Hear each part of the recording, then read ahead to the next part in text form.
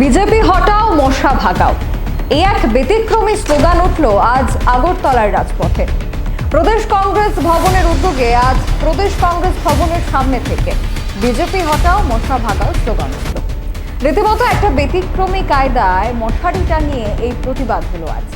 তাদের বক্তব্য, আগরতলা পুর নিগমের বিস্তীর্ণ জায়গা জুড়ে বর্তমানে মশার উপদ্রব বেড়ে চলেছে।